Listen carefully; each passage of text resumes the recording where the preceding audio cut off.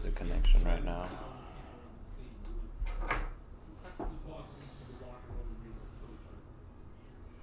Seems to be running well. We finna run the stream.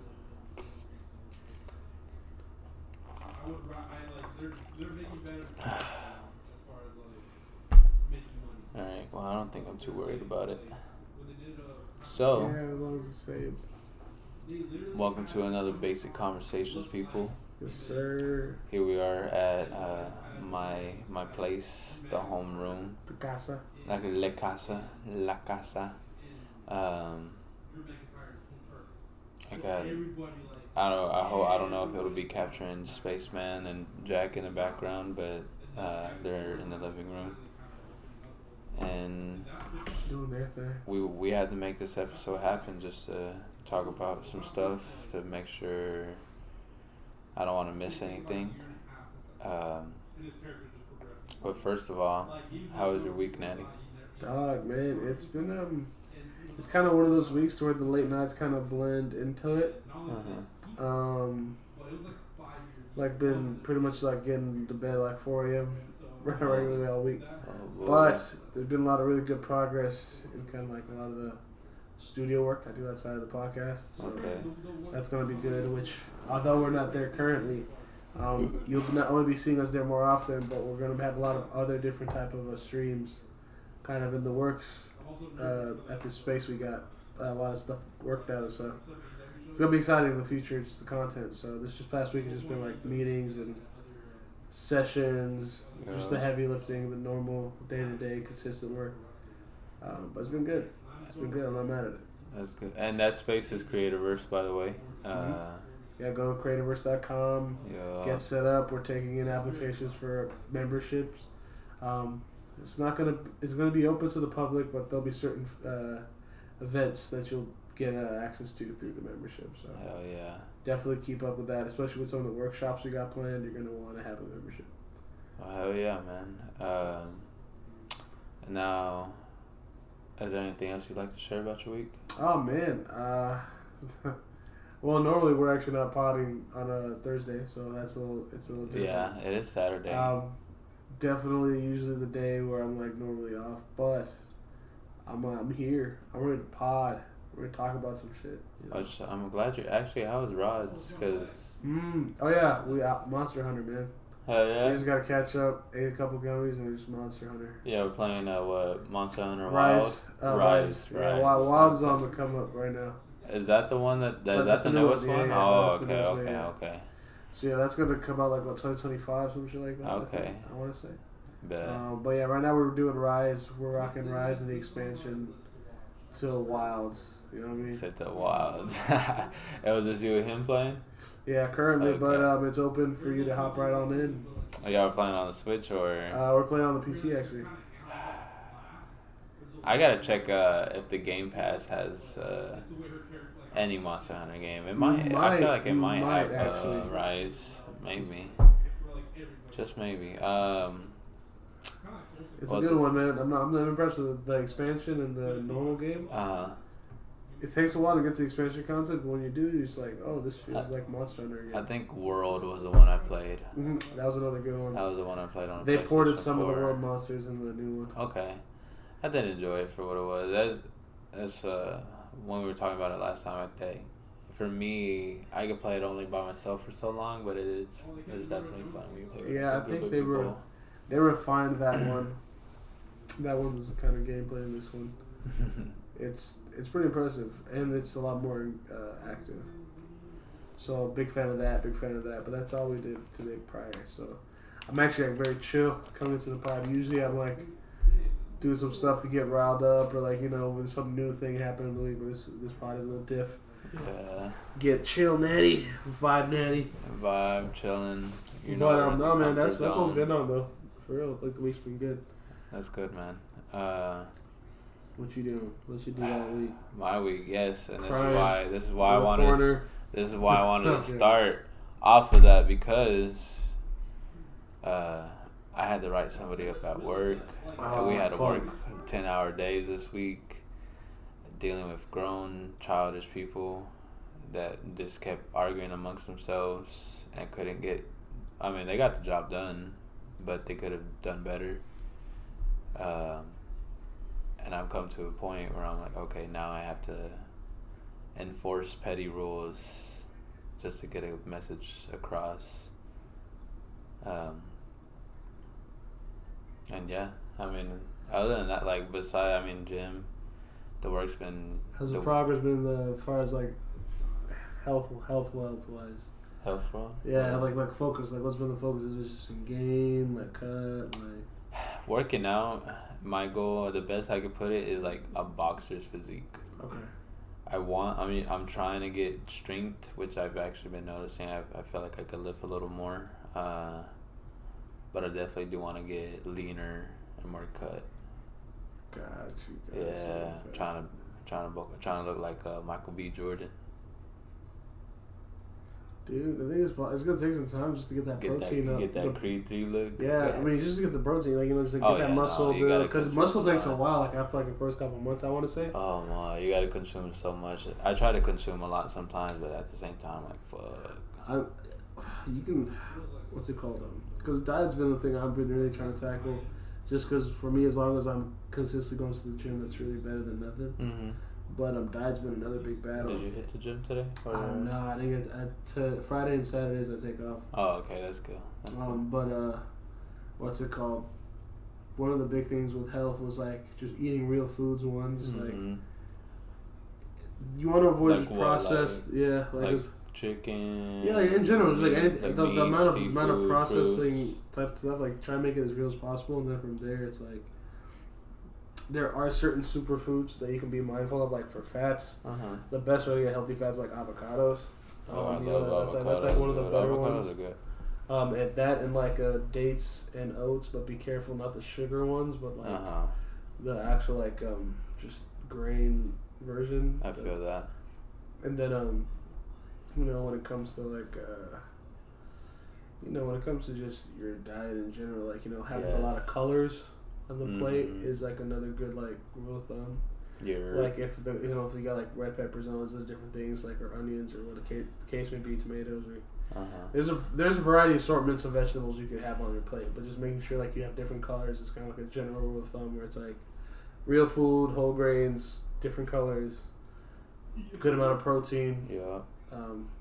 You want your carbs to be simple, so fruits are a great form of carb, but like I think there's a particular type of grain that you can eat, like rice as well. Rice is good. Yeah. Rice and potatoes are always like my go-to. So here's the thing, though, with potatoes, it's like sweet potato more so, which I'm not a big sweet potato fan, so I just kind of don't deal with that. But I'm just saying, like, all these different things, like, shit I've been just trying to be on to just kind of stay consistent with, because that's just, at least when it comes to health, that's, like, been my main goal, like, being consistent with working out on a schedule. That'll be every day, just like a schedule of some sorts. And even if I miss it, I'm not tripping. I just know that I got to do it more than once in a week. No, I mean, to most like research says you got to do it. Like you should at least work 3 times out of the week, work out. But me, I just try to work out as much as I can, to be honest. And definitely like diet, sleep. Sleep's been the one I've been failing at, my nigga. That's the one that's like the elusive mistress. Yeah. Sleep, like especially when you're like in creative work and you don't just have a traditional 9 to 5. So like your schedule's kind of predicated on freelancing and just doing other shit. It's tricky. It can get tricky. But I gotta be better about that shit. Cause sleep is a big one for like truly getting gains. Here I'm looking up. Let's see what happens if staying. Yo, I can't even type for shit. I really can't. And this is why you don't text though. Yo, this is why you don't text. Quick, guys, and hit send. Make sure you pay attention to any message you send. Cause it could be legally binding to your ass. Hold on. I wish I could find the exact article I read, because apparently it was saying if you stay up for a day, it counts as something. But this part is real quick. The more sleep a person skips, the higher risk of mood changes they face compared to other forms of sleep deprivation. Going an entire 24 hours without sleep has been found to produce worse moods. I don't think I've seen that though. I mean, I can see crankiness. You know what I mean? Just like in general, just being more agitated. Just because like there can be times if you're like up for 24 hours, you can be so focused on a task. But at that point, it's like. It depends on how much exposure, because they be doing that shit in like the Army and Navy and shit, right? Like, so like dudes be staying up for like 2 days type shit or whatever, or like they have like really long shifts. So, you know, Hell Week, that's the thing. Hell Week, yeah. For me, I can't do it no more. I have to get sleep, to be honest. Overall. I know I've stayed up maybe once. I pulled one all-nighter once in the last 2 years. Oh, jeez. Yeah. I want Damn, you're pops for real. Yeah. I mean, I've stayed up to, the longest I've stayed up to is like 4, but then I'll go to sleep and maybe. Oh, yeah, you'll be like, okay, I'm going to get like a little quick nap. Yeah, I get like 3 to 4 hours of sleep when I wake up. But yeah, I mean, that's about it. That's fair. Okay, that's fair. Yeah, your boys, I still got it in me, but I don't know how long it'll last. I think it's just a creative juice. As long as I'm creating, like, or I'm writing, because I'm also doing creative writing. As long as I'm doing that, I can kind of be locked in for a second. I finally got like my script outlining like flow, so I'm like, oh dude, I've been going in, dude. It's been fun. You got a couple stories you've written down? Not personally. Like I've been studying a bunch of content and compiling notes, and within the notes, been organizing them into like formulas. Okay. And I've been using AI to test the formulas to see like how well those stories could be generated out of those formulas. How does that work? It's a lot of testing. So like I'll just like take notes like I normally would, compile a bunch of notes in such a manner to where it explains a creative thought or like a framework or a story structure outline, and then cause like the way I write is that's just how I take my notes. Okay. So like I'm just like learning like what are the good rules for screenwriting and all this stuff, and I'm listening to all these different things, and I'm hearing what feels good, and what I know I would implement in my process, or what just feels like something I can understand and get to understand the concept being explained. I just implemented all those into like a note sheet. Like just wrote down, took notes about what they were, what was said, and then compiled them into like some story structure. Which I think I now have how my kind of template for story writing. It comes to screen play shit, and I'm gonna use that to write up my scripts for manga pages, so I can do storyboarding. Cause I'm just trying to like find a formula for the past couple months. And I've just been compiling shit, testing it, seeing what like shit it would create, and now I had one that created a pretty cool story where I was like, oh shit, like this is actually. I want you on the pod because this is private information, because I'm going to use this for all my creative endeavors. Yeah. Okay, as you look that up. So, with screenwriting, do you solely want to get better at it for the anime you're creating, or? I'm looking at it in the technical skill set of being a creative writer, because I don't want it to be limited to just screenplay or script writing. Okay. It's been more so understanding how to write a good story, or like what framework to have. Because for a lot of these really great writers, screenplays and all the other shit, like just any other form of writing, like TV, scenes and scenario writers, whatever. The big thing is just understanding characters and how like they have if you design a good character, or if you create a good enough character with the right motivations, or not even the right motivations, but just understandable motivations, and put a believable enough impetus to move them through the plot, and give a setting that can at least contain whatever the adventure that this character could go through. I mean, you're setting yourself up for already a solid story just with that. Just keeping in mind some of those subtle things, but I've been just really trying to understand storytelling and just the art and craft of it. Okay. Especially modern storytelling in the form of writing, because the writers really create the breadth of what ends up becoming the project or the movie, and a lot of directors tend to be the writers of the scripts that end up becoming the movies, or the screenplays that end up becoming the movies. So that's really the rationale behind it, in terms of like why I wanted to go about it. Like, for instance, this guy right here, this story arc abstract I made from like just studying the Kisho Tenketsu style, learning kind of what I understood about scenario writing, and looking up how a lot of people framed their stories in the Kisho Tenketsu model, 4-act structure. Because although they sound the same and technically the same, they're also technically different, two different things. Okay. So I compiled it in such a way that it would work for me. So then I'll be like, story actor, each story arc is this. Explains what a scenario is. So will the whole story be in 4 different arcs or something? Yeah, essentially 4 different acts. Oh, okay. So it's like a 4-act structure. Okay. And there's a certain amount of scenarios within each act to build the tension, and this is like based off of recommended average. So like this is more like a standard rubric. Okay. And then I can take it and then adjust it as need be, and then from there it's like, what is the scenario? It'll be either internal, external, the location, and then the time of day, and then it goes further into how, like, what the purpose of each section is and what it is. And I copy and paste that. Yeah. Ask it to generate a story based off of like, hey, this is a little boy and he's doing this, this, and this, and his goals are this, this, and this. Generate a story of where he can almost get lost, and then it'll give me scenarios of events or places that could take place in this story. Okay. And then I just take that and run with it, because it gives me a framework. Because like that's how I write. Yeah. Like, and different writers write in different ways. Like, it all at the end of the day is a tool to just tell a great story. That's all it is. Like that. Like none of it really matters at the end of the day. Yeah. And with the context of that, I kind of figured out what tools made sense for me. Like I studied One Piece. I studied like Hunter x Hunter, Souls games, Kingdom Hearts. Like just what makes these games what they are. What makes these stories what they are. And I distilled that to that storytelling structure with all the little nuances that I added. And then from there, I incorporated like some film stuff, so that way I can take this into my season writing and my, you know what I mean, like my actual script writing. Like it's a very like that could be like a formula for me. Yeah. But yeah, man, that's kind of been one thing I've been really on with that too. So if you were to make a movie, have you had a movie idea in mind, or like at least a genre that you'd like to touch on? That's actually a very interesting question, basically.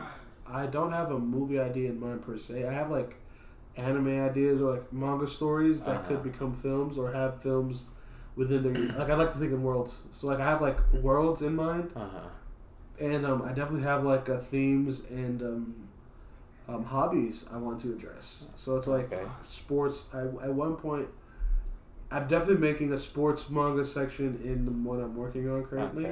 Like a little note out to that, but I do at some point in my career want to make a sports manga or a sports story. Like I'll probably do it based off basketball or soccer. Yeah. But if I could, I wouldn't mind doing it for like a book reading club or like an obscure like passion like guitar club, right? Okay. Like guitar clubs are cool, and I don't think there's enough like music manga that isn't like ecchi or like like boobs or like or cute kawaii shit. It's like a lot of like dudes like on some band shit like probably like the best anime I can think of like that was like Beckman Golden Chop Squad, which for those who golden music manga and anime. Beckman Golden Chop Squad, you should check it out. I guess the closest to music anime I've watched was just like, it was like a sad story. Your Light in April? Yeah. That was a good one. That was a good one. That one I would almost say is a shoujo, but it's actually really good on the music section. Okay. So that's that's one of the rare ones, I'd say. But yeah, I'd probably do some shit like that for sure. Okay. But I had no concrete movie idea or anything of the sort. I just have a lot of ideas I want to express into a story, and so I've been kind of structuring it in such a way to where I can tell that's like I've just learned that with writing, you want to almost know up to the middle. And then kind of let the rest surprise you. But then because I'm such an Oda-esque kind of person where I want to know the end as well, I've been defining the beginning, middle, and end and all the little different things I would like to happen in between based off the characters. So I designed the characters a while back and just spent a long time just on 5 characters. Just a very long time, like months. Just to be like, okay, these guys are believable to me. I put them in enough scenarios to where I feel like I can know what they kind of would react like. Yeah. And then you kind of set up a story with their motivations and then throw them in the world that you set up. And the whole thing, man. I love it, though. One Piece has been going on for 2 decades? And counting, 25 years plus. Damn. So I just love stories like that. 3 decades? about to be. But do you think it'll hit 30 and then it will. They'll end from there? Oh yeah, it will. Especially with the anime running. So with your idea, would you want it to run that long? Or do you have a time frame in mind? I think since Oda's already in the final saga, and more or less he's already kind of like given us all of the build up as to kind of what we can expect, especially at Jump Festa recently. Dude, he's gonna be rocking this for another 3 years minimum. Damn. Just to get the narratives kind of like to a good like. I feel like he could rush it, but knowing Oda, I trust however long he feels he needs, and I think Shueisha, it was like Shonen Jump, all those people, they understand that Oda's got to tell the story that he wants to tell. Because, I mean, One Piece now has become that international thing. It's taken its time. It's like always been the crowning gem of anime and manga in terms of the Eastern world, especially with the sales. Obviously, Demon Slayer kind of disrupting that a bit, but all that did was that taught the team of One Piece that, hey, we just got to take the animation more seriously. Yeah. Right? I feel that. And they did. Like, they've been killing it in Wano ever since. Like, Wano set the standard for the animation. They're fixing to hit Egghead, right? Yeah, no, they're already there, technically. They already got the new opening, which is crazy. That's a whole other thing. I haven't seen it yet. Actually, we can watch that. We could just give the people some content. We could watch and watch it live, low-key, because I haven't seen it either. I've just seen clips. Yeah. But apparently it's been kind of going around like, yo, they did it again. Because I haven't watched it either. No, yeah, we should watch it right now, too. Yeah, let's check it. Live reaction to the new One Piece opening. Alright. Here first. 1 sec. Let's go. Shout out to Club Shay Shay. Oh yeah, I was trying to watch a little bit of Cat Williams. Trying to watch this. No, yeah, we're gonna talk about that soon. That's must need react content. Cat Williams and blessed us. 6 days 26, ago. Yeah, I believe so. All right, let's run that shit. Come on now. So let me. Yeah, it's right there. Alright, guys. May have to blur out the audio. Yeah, I'm gonna turn it down a little bit too.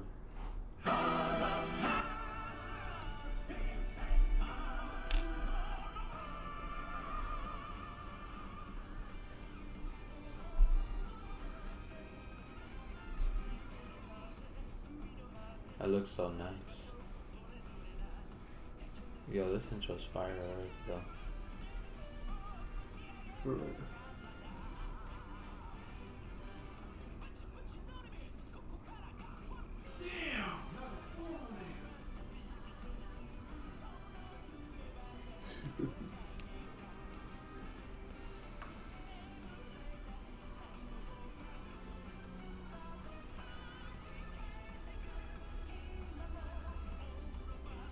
Oh yeah, I like this little backstory.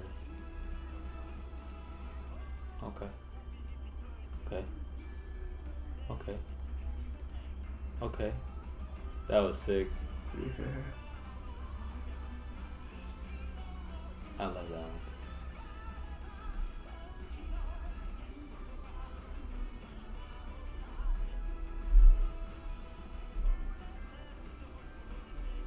Yeah.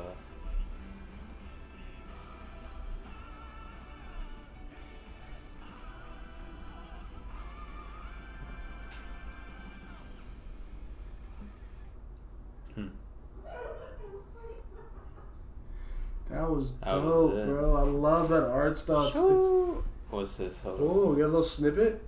I guess this is just like the first episode. Yeah, I guess like the first one of the season. Dude, I love that.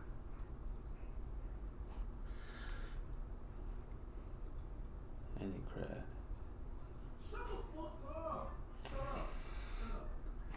Oh my god. Space, bro. I swear. I don't know if Sakura versus Mahara. I know. I don't know if the mic is capturing it, but Space is cussing something out. Oh yeah, letting it be known his discomfort. Let's see. I could leave it on this. and then we'll go back to scene. Yeah. That was cool though. I liked it. No, really, I dig this new kind of texture they're going for. That was a really dope intro. I'm curious to see some of the newer episodes already. The song was cool. It fit the intro, but it's not something I would put on my playlist. No, it's not. It's definitely not in it's a rotation. So. Yeah. There's cool vibe though. Yeah, I don't even know how many anime songs I put on my playlist. There's a couple hitters though. I definitely feel there's a day we're gonna have to take on the pods where we break down like our favorite anime openings and endings. Oh shit! Definitely that one's gonna be one that's gonna be fun. We'll probably have to get packing them on it because it's like for real. Like I'm gonna have to do some research. Oh yeah, a little bit. I mean, I already got. I know for sure. Bluebird is like top 3 for me. Yuta. Yeah. I know that one, but it's I think season 9 opening. Yeah. Yuta.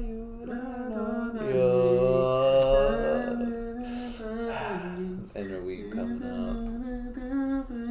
That song fucking hits, bro.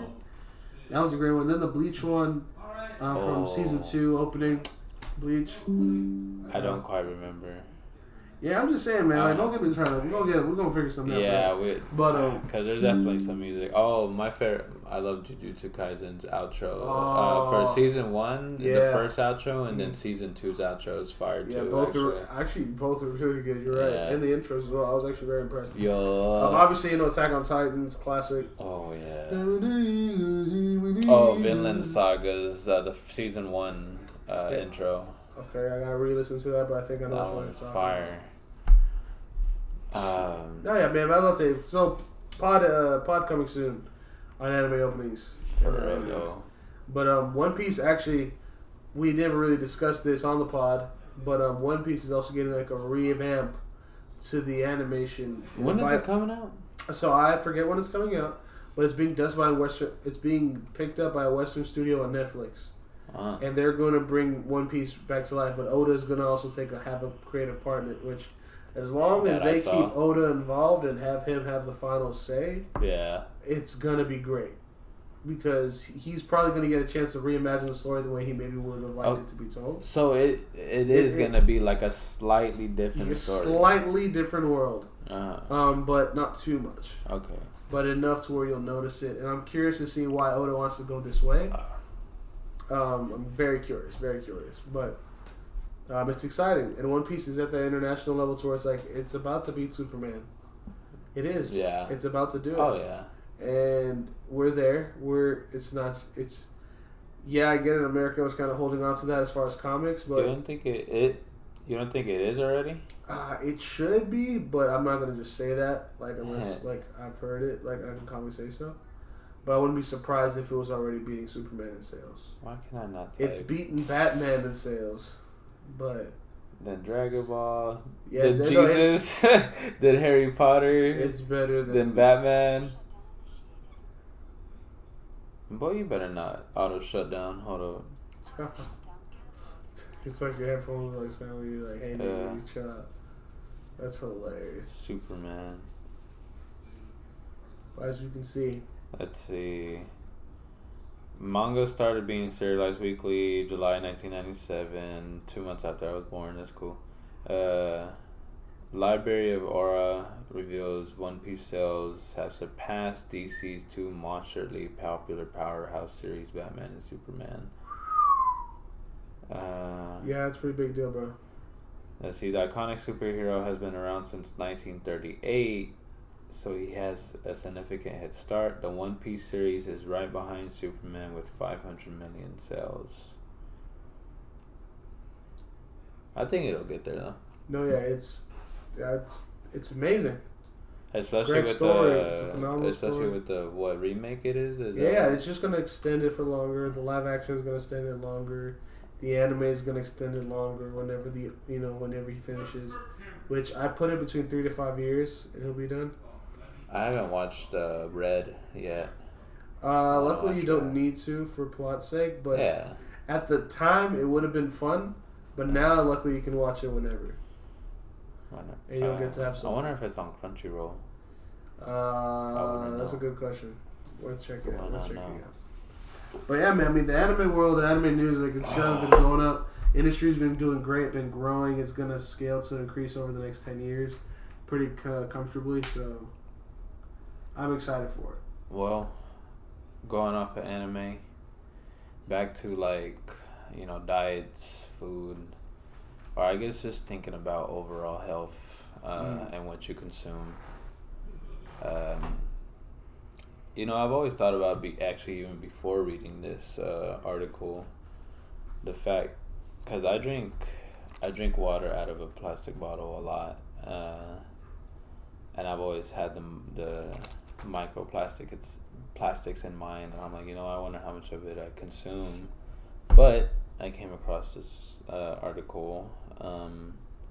It's talking about nanoplastics, where new research is the first to scour water bottles for nanoplastics, which are even more minuscule than microplastics and may account for a vast majority of plastic contamination. That's especially concerning because nanoplastics are small enough to enter the bloodstream, breach cell walls, and pass into a fetus.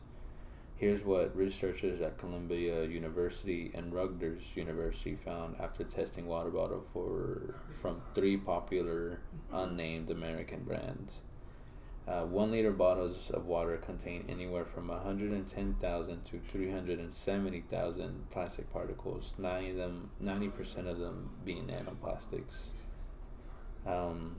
Much of the plastic comes from the bottle themselves, but particles are present at every stage of water production, the researchers wrote. And they also found some other information about how we're consuming plastic as well, they only tested 85 foods, where 84 of those 85 foods, which they did come for many popular items found in grocery stores, which, for example, are Cheerios, Gerber, Yoplait yogurt, Wendy's, Burger King, and McDonald's.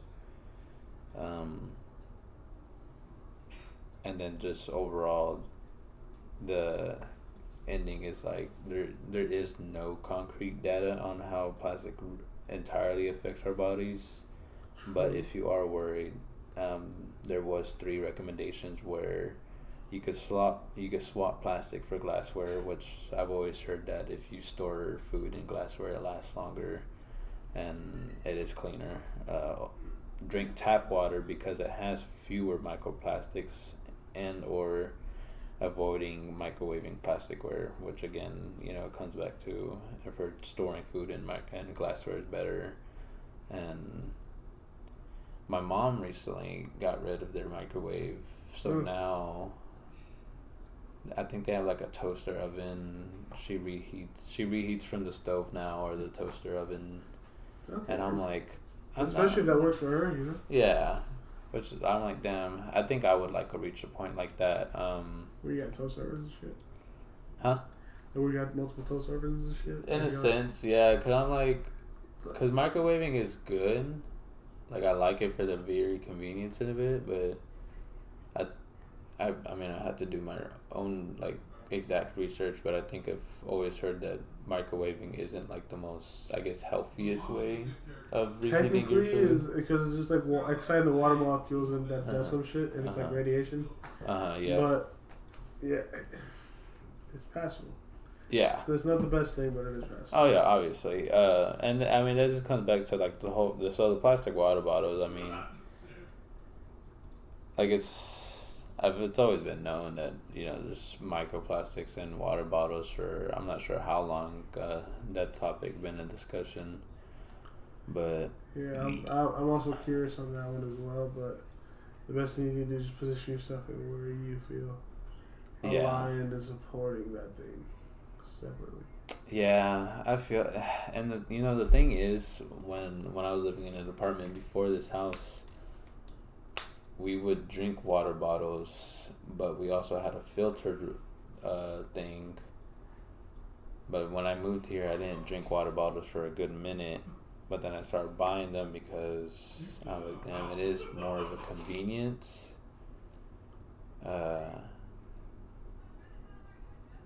But I'm like, I always think about recycling. How often, where does the recycling go? I've never really looked at that, and how much of it is it actually recycled? Is all of it recycled? Or is it just another lie you tell yourself? That's fair. But foods, people, you should always do your own research for what you're eating. Earlier, I forgot what you were saying about sugar. There's actually different versions of sugar. I don't know any of those names, but I remember seeing a video. You always, if you're actually that worried about what you consume and stuff, you want to look at the ingredients.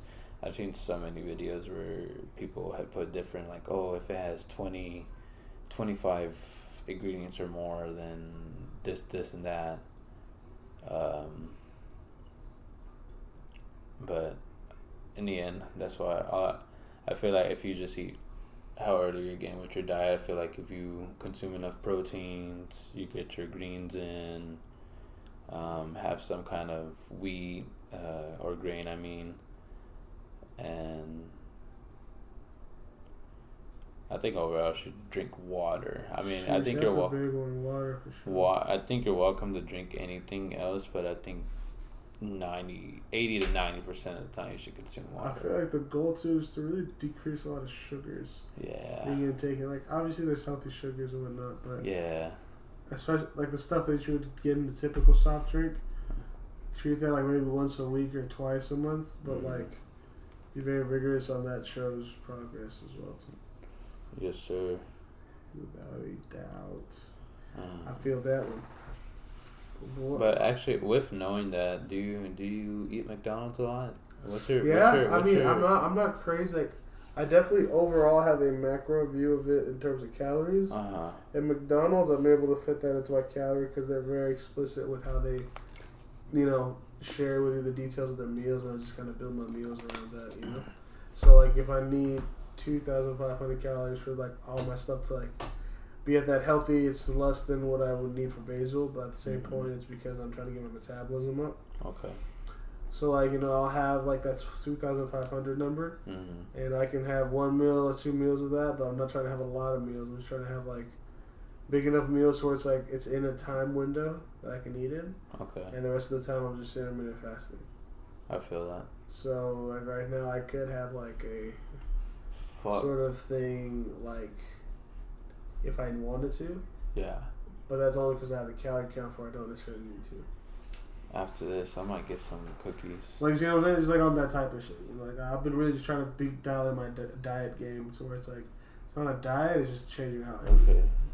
And so with that too, is there a time frame you cut off from eating at all, or do you just there should be, because I've been seeing a lot of research of the benefits for it. Yeah. But right now, no. It's just that window, whatever that eating window is, like it's an 8 to 6 hour window. Yeah. And I still have like 3 more hours of that window. I can eat whatever below that limit. Like, that's like my main macro view. But my micro view is I'm trying to make a lot of what my plate is predominantly protein, minimize the carbs as much as I can. I feel that. Yeah. And that's right, decrease the sugars, which low-key is still working on that because right now water is kind of really my only thing, but I'd like sparkling water. Oh, helps me satiate myself as well, so. I wish. That with fiber here or there. So, you know what I finally found the other day? I found the Starburst, the tropical Starburst. Wow. How was it, my guy? I was so happy. They were good, man. They were really good, and that's why I brought it up, because I was like, damn, I wish I could have got some today. See, yeah, we always getting it figured out some season. I was so happy. You don't know how many. I've actually really been looking for them, bro. No, I believe you, man. Them shits are golden, man. I was trying to get to the point, I'm like, okay, how can I order these to the house? Bro, wholesale, man, Amazon. Because Walmart wouldn't let me do it unless I ordered more shit. And I don't want I'm not trying to order groceries. I just want the Starburst. I mean, isn't Amazon doing them shits? I don't know, probably. I probably could have got it from Amazon. I didn't Amazon check. Be going crazy. Puff. Go Puff be going crazy. Amazon. What is it that I recently saw? What Not Amazon. No, what's the FTC shit? No, Amazon. No. They're trying to catch up with Elon on trying to put satellites in the air. How do you feel with? So, actually brings it into that topic. Microsoft versus Apple. So I'm gonna read through quite a bit here. Microsoft unseated Apple yesterday as the world's most valuable publicly traded company, and then gave the throne right back. They did sit at the top of the stocks for a minute. So the AI fueled stock rally that Microsoft has enjoyed for months finally buoyed the software company's market capitalization to $2.9 trillion Thursday morning, briefly edging post Apple's $2.89 trillion. Apple had been the most valuable company in the world for a year and a half, on and off for more than a decade. Apple was back on top by midday, but Microsoft's momentary reign, the fourth time it briefly overtaken Apple since 2018, indicates that the tables may be turning between these long-time rivals. When I was reading this, one thing I didn't know, which was, again, very interesting, Microsoft and Apple were simpatico in the earliest days of big tech when desktops created by Steve Jobs used software developed by Bill Gates. Relations got rockier in the 1980s when Apple sued Microsoft for allegedly ripping off its Macintosh software. Apple did lose that case in the 1990s when Jobs publicly trashed Microsoft products. But also in 1997, Apple was near bankruptcy when Microsoft invested $150 million to keep Mac maker afloat. Jobs called Gates and personally thanked them for that. Overall, fast forwarding to today, Microsoft's early investment, OpenAI, has been skyrocketing. They're bringing a new tool called Copilot, on Microsoft 365, which they are predicting it could generate $10 billion annually by 2026, which a lot of companies do use Microsoft, especially for the 365 businesses and whatnot, because it provides so much, which is cool that they're bringing on an AI tool. And so, to close that off, Apple is facing slower demand from iPhones, because especially China, because of the fact China is trying to stay away from America produced products. They're banning iPhones. They're working on creating their own smartphone. I forgot the name of the company, Himiwari or something like that. They're working on getting their AI chips upgraded. They're obviously they're just trying to catch up to American tech, trying to prove to America that they don't need us. Relationships are good though overall, from what I've read recently. But we'll also see how that works out too, because China wants Taiwan. Fair. Yeah, China wants Taiwan. And so I'll really, iPhones are being banned in China, and then Microsoft, while they keep blowing up in the AI spectrum, Apple is just trying to find ways to see what they can do, because really all right now, in the next month the Vision Pro will be out. Something else I was actually reading about that too. They were very adamant on putting out that their new product is spatial something, not a headset or VR device. It's called the era. They wanted to call it the era of spatial something.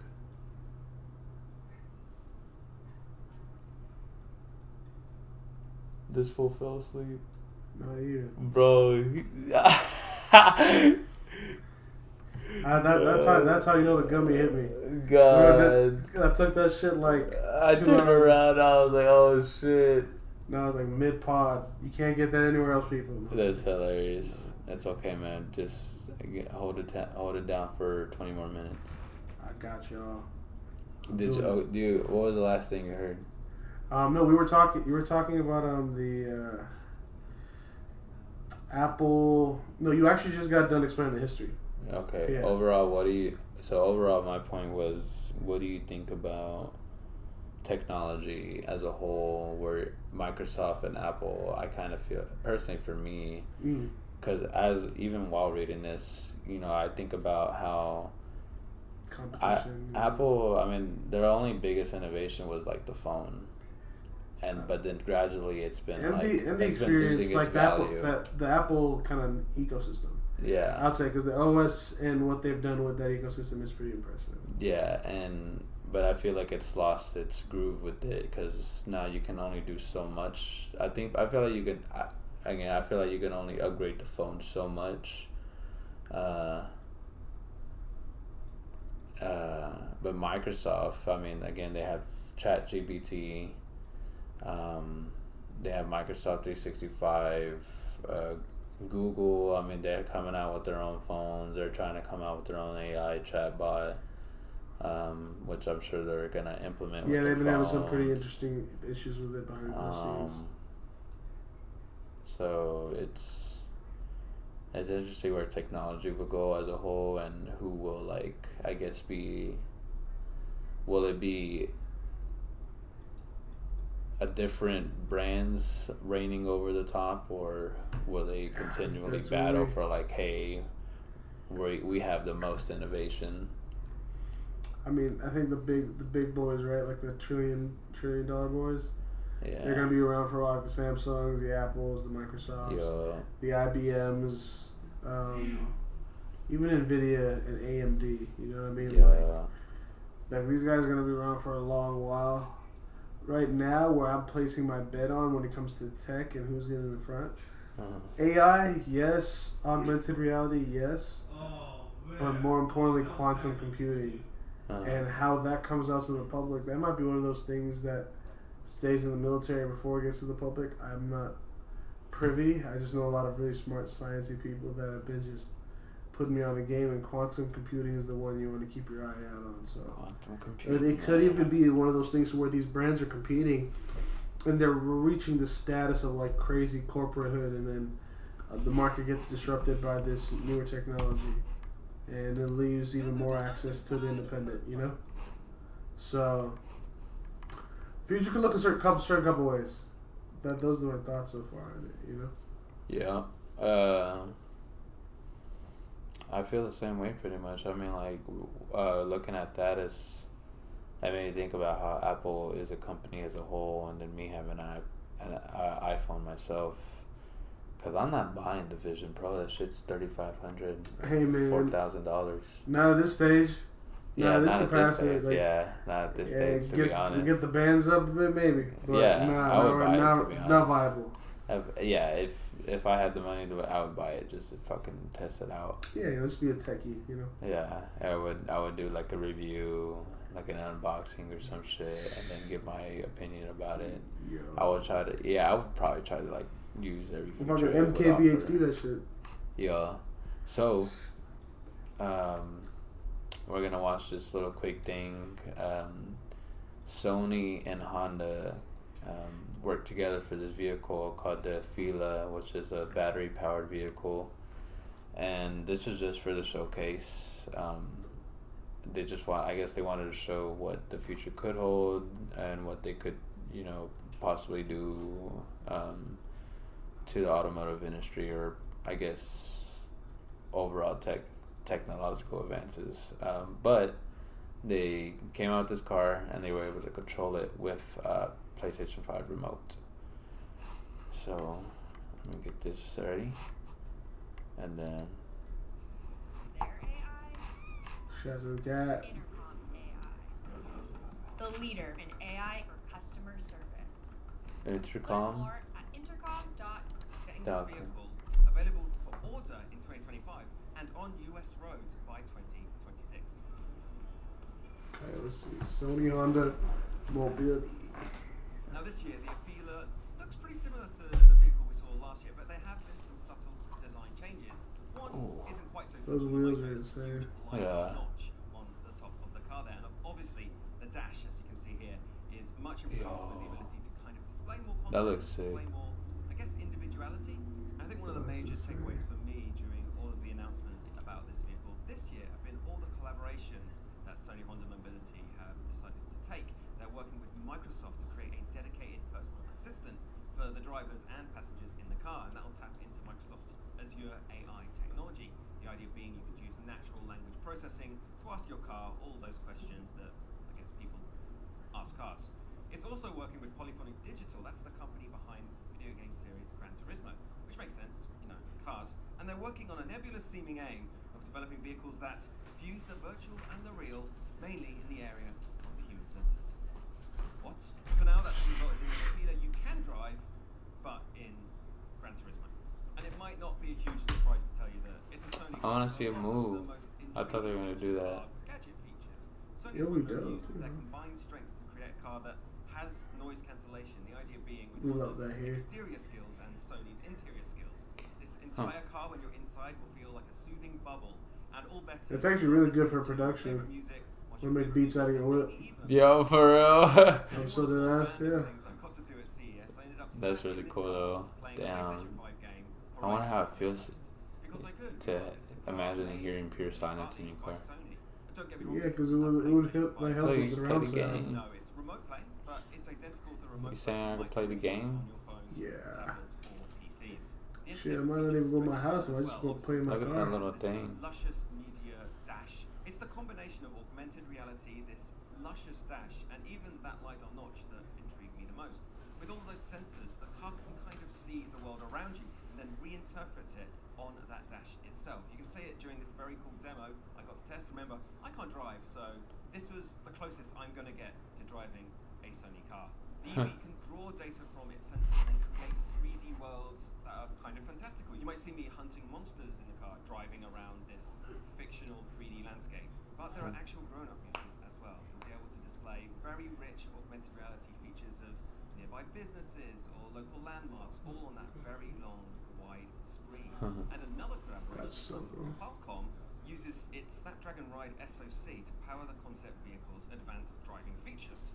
Now, the Avila should be able to reach level 3 autonomous driving. Now, we're not really seeing that yet in cars, but that is coming in a couple of Oh, years. that's dope. Level 3 autonomous driving vehicle can actually handle and drive a car. Yo, that's damn, bro. Imagine cars are gonna be like that. I could rock with that. To be honest Yo, you're gonna be able to put your own little backgrounds or whatever. with you. Bro, I design the shit out of my logo, bro. Oh man, it'd be like a little bear just like jumping around. Yo. Little cute little bastard. You remember? I'm sure they still make it with those belts that had like the words, like the LED words. You ever seen Wait, those? which one? What type of print though? It was Like, just belts, and it was like LED, like words, like a display. Nah, I don't think I've ever seen them shit, bro. Why you gotta put me on?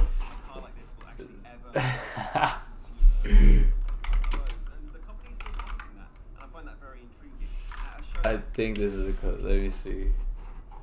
These. Nah, nigga, what is this? Oh. Yo, that's just kind of wild, actually. Dude, man, I used to see Freaking these Bruce all the Willis. time. That movie's so fucking dumb, bro. We Have watched you it. seen that? I haven't watched it, but like that, see?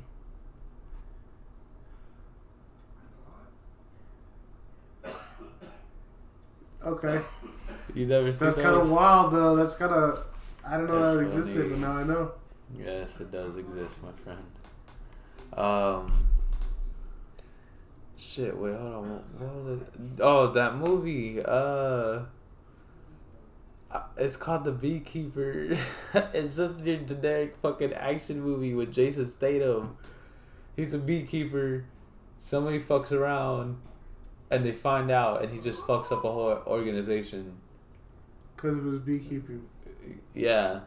And so they're like, we gotta kill you now. Yeah, he has some kind of fucking CIA background, Black Ops type shit. But he's now a beekeeper. Yeah. He's okay. a beekeeper. Oh, when I saw that trailer, it made me laugh. Cause I was like, dude, this is the most generic action fucking movie ever. And they picked Jason Statham, the most. They knew exactly what to do. They knew what to do. We need to sell a movie. They're like, Jason Statham. Get Jason Statham. Action. Give it an obtuse story plot line. Fucking A. And just go in. Just have fun from there. Is there any movies you're interested that's coming out soon? Man, let's see. We watched the One Piece intro. This is going to be a very interesting year for games. None I can see off the top, but there's a lot of remakes and stuff coming out, like New Final Fantasy. When does Nintendo come out with like their showcase? I'm going to say it's in the next month, so February probably. Nice. Earliest end of this month, but I'm expecting the second week of February we're going to get something. But yeah, no, it's going to be a very interesting time, man, because, you know, we're in that in-between year for Zelda. Monster Hunter announced Monster Hunter Wilds. GTA 6 has been slowly leaking. It's just interesting. Gaming is in a cool spot right now. There's a lot of cool shit. And there's a lot of indie developers dropping really hot stuff, like Lies of P. That's been like a Souls-like that's been surprising people. Lies of P, yeah. And then another one that's been really good is Sea of Stars. The one, it's kind of been like a Chrono Trigger, like a esque ARPG. Obviously, Baldur's Gate 3 has been crazy. Like, it's not bad. It's not bad. Not bad. So, I guess. So there's 3 games that I'm excited for. Blight Survival. Hard. Have you seen it? I've seen that one actually. It looks like it could be really good, man. So I'm really, it I'm can really definitely hoping be up there. it'll turn out great. I just don't know when it's fucking coming out because nothing's ever since I heard about it. Nothing. The Lost Wild. I was really hoping it would have a co-op, but I'm interested in it nonetheless. Yeah, well, what's the style of it? What's the gist? So, it's like it's just a dinosaur survival horror game. From what I've seen, from the trailer I've seen, it seems like it's Actually, do you want to watch the trailer? Yeah, watch it. It was rocking. I'm rocking.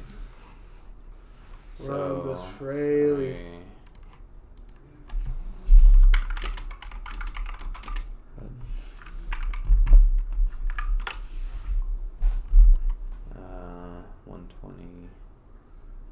Let's do this one. Oh god. These stupid ass games.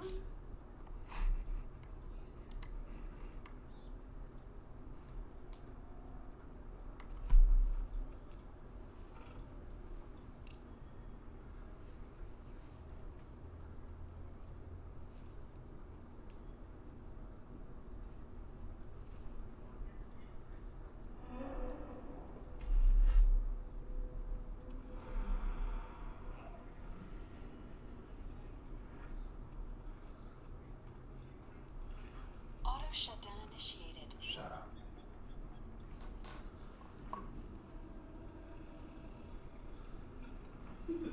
Auto shutdown cancelled. Mic off. Mic on.